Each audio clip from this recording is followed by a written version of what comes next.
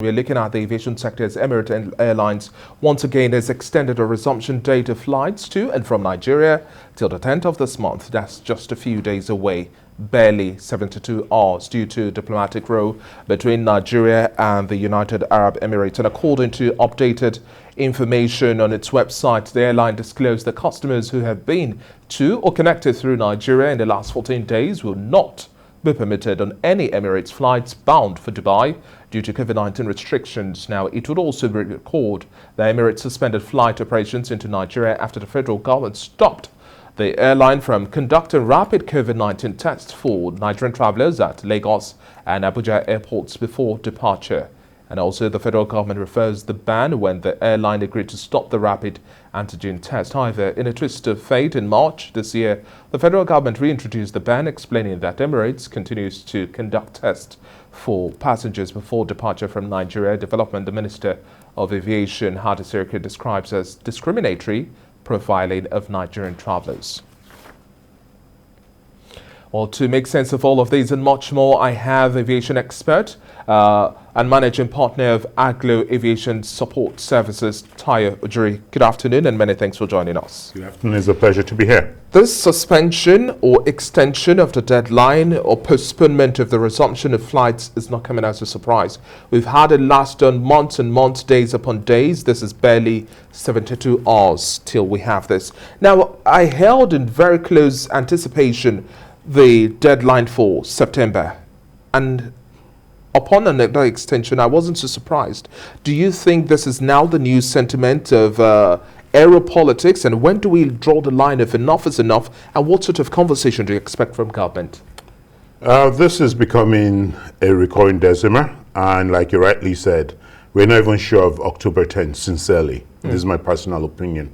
But there's the aero politics part of it, and there's the other part of it that they need to verify and confirm of a source of vaccination. COVID-19, it's still a reality.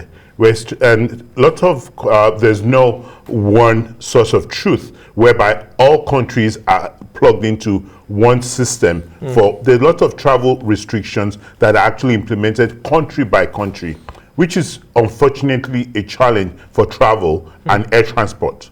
So what we're seeing now is, for example, US opening up to EU.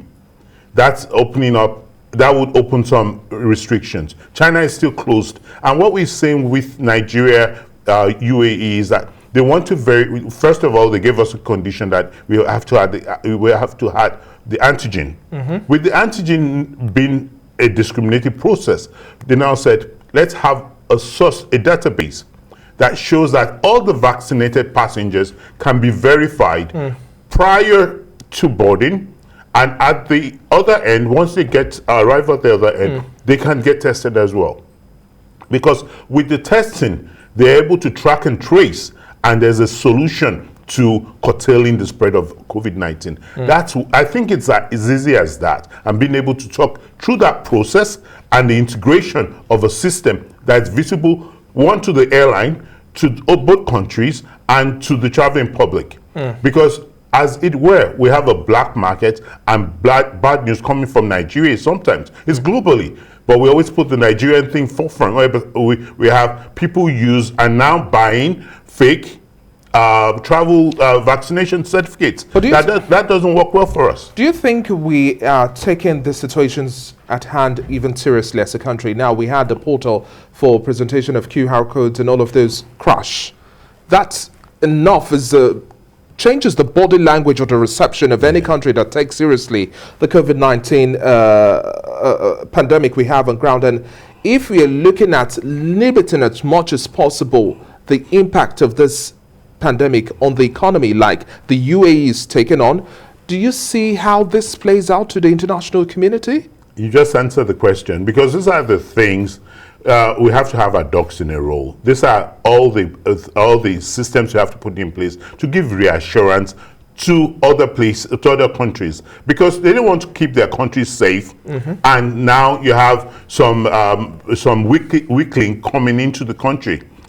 If we have a system that is verified and validated, and they're able to talk to each other. That way, they feel that the source of passengers coming from Nigeria is safe. And for example, for now, they're not losing out, because Nigerians that still need to travel to the UAE are traveling either through Cotonou or through Accra, and they're traveling in droves. So economically, we're the ones losing, because 3 flights daily into Nigeria and out of Nigeria are not operational. The direct, indirect, and catalytic financial impact of that is on the ground handling system, on those service providers within aviation sector, for the fuel handlers, ground handlers, and the fuel lifters, affects our economy. But why is it difficult to site testing facilities at the airports? Why? I don't think the testing facilities at the airport will be the solution, because there are, for example, that's one in of Lagos, the conditions of Emirates as well. because they wanted the 4-hour antigen test. You have to be close to the airport. The 4-hour antigen test is only good for 4 hours. So it has to be close to the airport. Yes, if that can be done around the airport, that would solve the issue, but it's considered discriminatory by the Nigerian government. But we still also see that if we're going to have conditions like this stated, and then it's supposed to also improve our protocol base as well, don't you think the body language of government should be a little bit more receptive to some of these pointers that other communities, global communities or countries or players are pointing towards? It's been able to talk this through, talk war rather than Georgia, is by talking it through, by saying, okay, what are actually the negotiation things that are brought to the table? Again, if you have a visible platform, a database that's verifiable. For example, IATA has one now. It's called IATA Travel Pass. Most of the airlines and most of the countries have it. For example, those going from UK to the US, you can only verify if you've been vaccinated through an app, and that app is actually secured and encrypted. We don't have that yet. So if you have that app that is actually verified and justified, the passenger is justified to actually travel with that app, and they actually have that's going to reassure the UAE government to be able to admit Nigerians into the UAE. Do you see any shifting ground from the UAE government or the Nigerian government? Do you see any new twists playing out? Well, they've done this for 6 months. Repetition is the mother of skills. If you're so used to 21 days, psychologists say you get into your habits. They've been able to cope without Nigerian market, which is not the #1 market in the last 6 months, and they're still making their money. I don't think they're going to shift base at this point. Nigeria and the UAE Expo just got opened.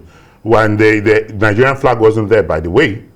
So it wasn't hosted at the UAE Expo. So with that, they don't see the volume of trade between Nigeria and UAE or the volume of passenger movement as a front burner issue. And how seriously now do you think we should also take the COVID-19 pandemic? We just listened to the president speak barely a few moments ago, talking about the presentation of the 2022 budget.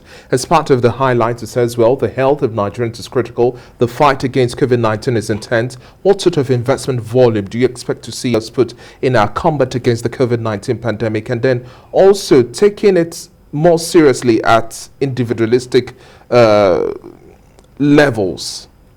Well, the good thing we found a solution to COVID. It's not an all-around solution because it's still being tried and tested. But what we've seen is the vaccination. But we have a high vaccination hesitancy rate in Nigeria. Even the uptake vaccination rate is still less than 2% of the population. So to answer your question, the increase of vaccination would help. Because we're going to, which is the Northern Hemisphere winter, that's actually going to give us a new data on what is this really gone or is this really come to stay. So we'll see what it's like. So now what we have to see is come November, December, we'll see how that turns up. And then vaccination would help us. washing of hands, like all the face masks and everything would help. But I think vaccination, an increase in vaccination would help limit the spread. Okay, now talking about airport infrastructure at a broader level, now we're seeing conversations around concessioning. The body language of government has been a little bit of a delay. Now we're calling for more private partnerships, having better airport infrastructure, but it is disappointing to say the least that Nigeria, Lagos, Abuja airports still do not have that mimic of internationally placed or standard airports. Yes, that's the truth, and that's the reality of what we're still dealing with. And that's a reason why the federal government is pushing, one of the reasons the federal government is pushing for the concessioning of the airports, the 4 major airports within Nigeria. But the challenge now, we're not getting huge appetite, in my opinion, for investors to come here. There's a post-COVID challenge. There's the reality of the model that they're actually proposing, which is the just the terminal model, rather than having the old airport facility and the landside and airside being concession. And the process has actually had lots of questions. That has still lots of gray areas, which has been challenged to those that actually want to invest. They've actually requested for an extension now to September to October 25th. Hopefully we get some serious contenders to come and concession, but I doubt it, in my opinion. And then let's also play with figures now. We are seeing quite an increasing number of flights in terms of local flights now. And juxtaposing this to what we see in terms of international flights, how do you see new entrants also holding strong, irrespective of the shocks that come in the aviation sector? Because when it pours, it really pours in the aviation sector, like we've rightly seen. Yes, every day is a different experience within the aviation sector. We have 2 legs, and one leg is, as at August, we still have about $143.8 million outstanding within Nigeria. That's stock for aviation international players. So coming into Nigeria, and that might be one of the challenges. Emirates is not eager to come back, because whatever tickets they sell here, to remit the money back to their home country will be a challenge. So that brings about the serious issue of the forex availability of forex to support our foreign exchange operations. So you find out that even fuel, which is Jet A1, is imported, and we have about averagely about 300 naira per liter. That affects the cost of operations. The aircrafts that need to go for checks, need to go out of country, maintenance and spares are domiciled in forex. So we don't have that forex. We have to revert to the black market to source those funds, which is affecting the economy and the operations and the price of domestic tickets. Now brings the question of our forex policy as well. You've heard the Central Bank of Nigeria, Governor Godwin Emefiele, also talk tough in terms of sourcing for funds from illegal means. Now, people have to travel, people have to maintain their aircraft, and a whole lot more. And these are voluminous sums. Yes, they are. How do we go about this then? Well, if they confirming and they guaranteeing increasing the allocation to banks is not necessarily the way forward, because that's also another Herculean tax for the CBN. Yes, because what you need to actually fund that aircraft parts, maintenance, pilot training is a huge cost, sum of amount in forex. So it's for them to guarantee those funds and being able to supply to the banks so that we're able to sustain domestic travel markets. But isn't it disappointing that we look at BASA, we look at talks around MROs, maintenance and repair overhaul facilities in the country, and have all of this and gradually have Nigeria become an aviation hub? We're losing our positioning, and it is sad to see that we're not necessarily taking any actions to safeguard the situation. Now, this Emirates situation is snowballing into different things playing out, and the whole international community, those along the West African corridor, Eastern African, the continent is looking and just wondering, what the hell? I beg your pardon. What's going on with Nigeria? Yeah.